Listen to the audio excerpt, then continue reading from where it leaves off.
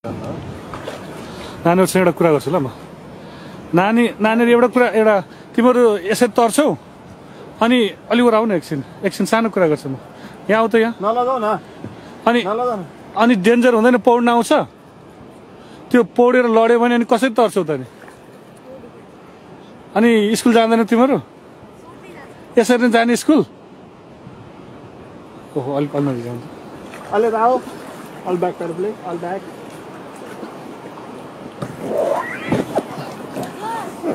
दर्शक पनि यतिखेर मैले दुईजना नानीहरु जो यसै गरी स्कुल जान्छन्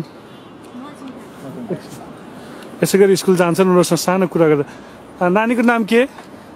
नाम भन न। हजुर? राममाया चेपाङ। अनि अर्को नानीको? शर्मिला। कति क्लासमा पढ्छ नानीहरु? दुवैजना? अनि तिमीहरु एक गरी यो खोला तर्छौ? अनि बर्खामा कसरी तर्छौ त? कसरी? पहाडमा जाने अनि त्यसपछि त्यो रस्सीबाट तुइनबाट तर्ने। अनि तिमीलाई अहिले थाहा छ नेपालमा कसको सरकार छ भने थाहा छ अहिले? थाहा छैन है? अनि नेपालमा प्रजातन्त्र भयो जस्तो लाग्छ आफूलाई? नेपालमा प्रजातन्त्र भयो जस्तो लाग्छ? थाहा छैन है? अनि बहिनीहरुको जिन्दगी यतिकै जान्छ जस्तो लाग्छ कि अब अलि राम्रो हिसाबले चाहिँ पढेर अलि स्कुल जाने भन्ने फिल त्यस्तो हुन्छ? ठुलो मान्छे बन्नुपर्छ भन्ने लाग्छ है? अनि आमा बुवाले के गर्नुहुन्छ?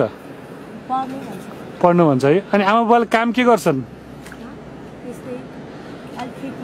खेती गर्छन् है? अनि तिम्रो त्यहाँबाट खसेर मर्ने भन्ने डर हुँदैन? त्यो त्यसबाट अनि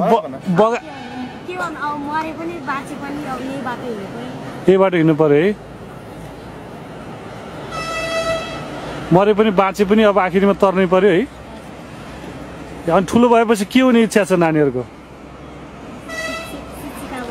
शिक्षिका भएर अरूलाई पढाउने इच्छा छ? ल हेर्नुहोस् दर्शकबिन, यसरी बिताउँछन् नेपालका चेलीहरुले दिदीबहिनीहरुले आफ्नो जिन्दगी चाहिँ एक हिसाबले पातमा राखेर।